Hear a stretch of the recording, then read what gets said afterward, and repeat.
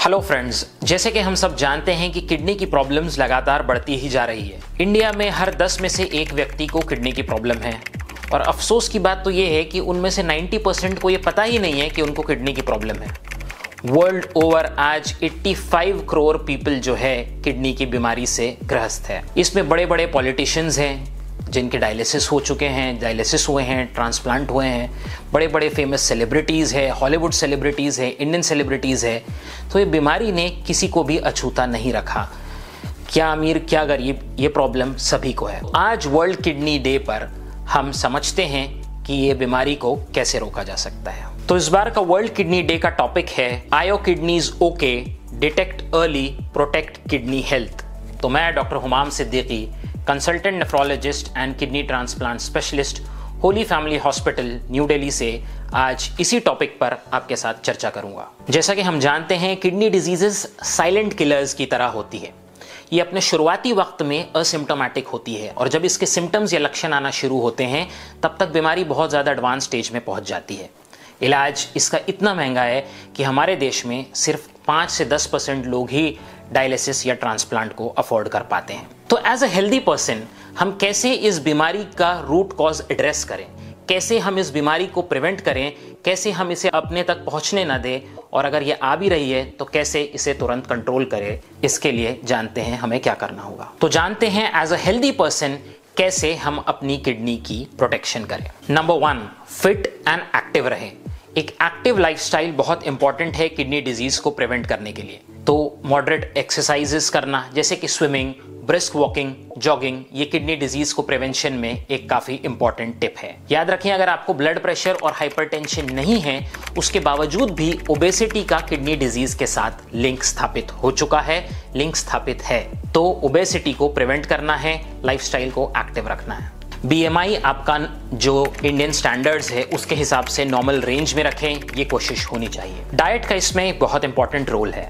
याद रखें, आपके डाइट में fresh fruits, vegetable, whole grains, ये सारी चीज़ें होनी चाहिए। फ्रेश फ्रूट्स में आप एप्पल ले सकते हैं। बेरीज का कंजम्पशन किडनी के लिए काफ़ी हेल्दी है। स्ट्रॉबेरी, रास्पबेरी, क्रैनबेरी, ये सारी चीज़ें किडनी के लिए फ़ायदेमंद है। वेजिटेबल्स में कैबेज, कॉलीफ्लावर, गार्लिक, अनियन, इसका उपयोग किडनी के लिए फ़ायदेमंद है।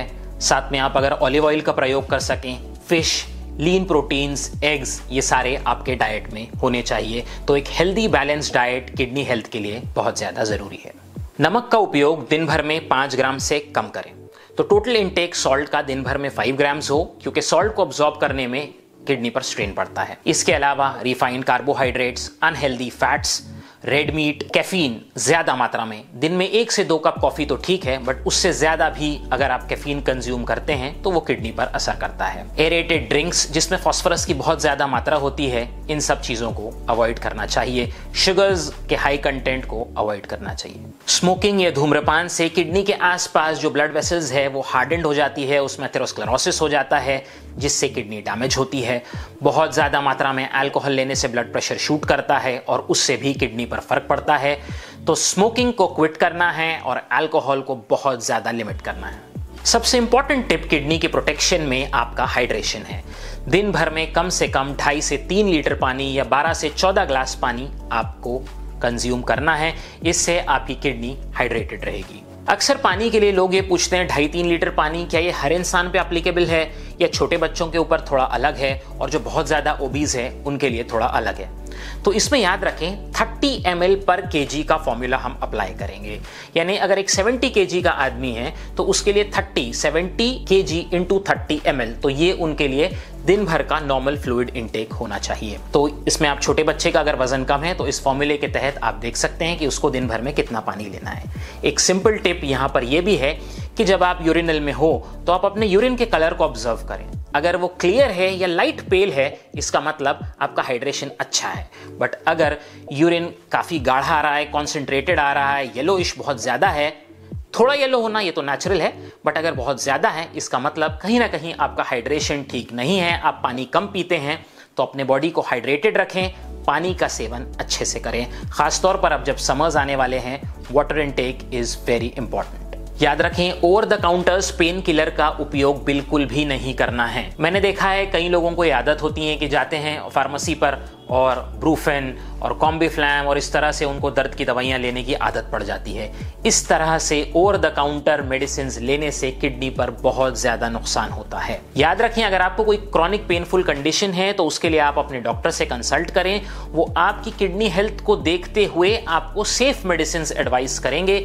इस तरह जाकर फार्मेसी से दवा लेकर लंबे समय तक खाना किडनी को इरिवर्सिबल डैमेज पहुंचा सकता है। इसके अलावा एक नया ट्रेंड आया है हर्बल मेडिसिन का। लोगों के अंदर ये गलतफहमी है कि जो हर्बल मेडिसिन है इसके कोई साइड इफेक्ट नहीं होते, जबकि जो अंग्रेजी दवाइयां हैं इनके बहुत ज़्यादा साइड इफेक्ट्स हैं। तो ये हर्बल मेडिसिन बहुत सेफ है, इसीलिए लोग इनको लेते हैं। ये एक बहुत गलत धारणा है। याद रखें, कई जगह ये रैकेट बस्ट हो चुका है जहां पर देखा गया है कि इन हर्बल मेडिसिन के अंदर बहुत ज़्यादा मात्रा में हैवी मेटल्स मिलाया गया है और हैवी मेटल प्राप्त हुआ है। याद रखें, इस तरह का हैवी मेटल आपकी किडनी के लिए बहुत ज़्यादा नुकसानदेह हैं। तो बिना डॉक्टर से पूछे या बिना डॉक्टर के सुपरविजन में इस तरह के किसी भी प्रोडक्ट पर बिलीव करना बिल्कुल गलत है। ये आपको बहुत बड़े डैमेज तक पहुंचा सकता है। यंगस्टर्स जो आजकल जिम में सप्लीमेंट्स का बहुत ज़्यादा उपयोग करते हैं, उनसे भी मेरी ये अपील है कि बहुत ज़्यादा हाई क्वांटिटी में अगर आप प्रोटीन कंज्यूम करते हो तो आपको अपने हाइड्रेशन पर बहुत ज़्यादा ध्यान रखना है।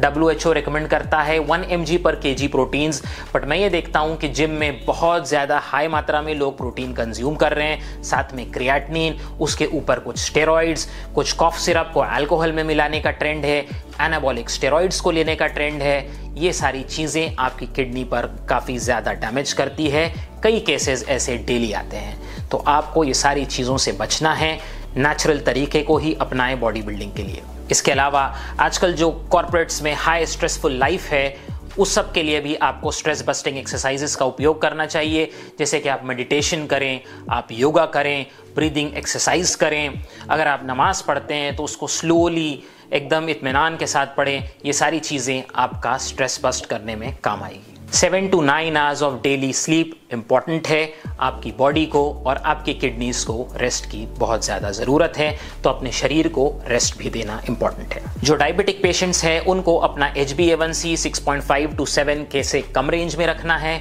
जो हाइपरटेंसिव्स है उनको अपना ब्लड प्रेशर 130/80 से कम रखना है। इसके अलावा आपको एनुअल चेकअप्स बहुत ज़्यादा ज़रूरी हैं।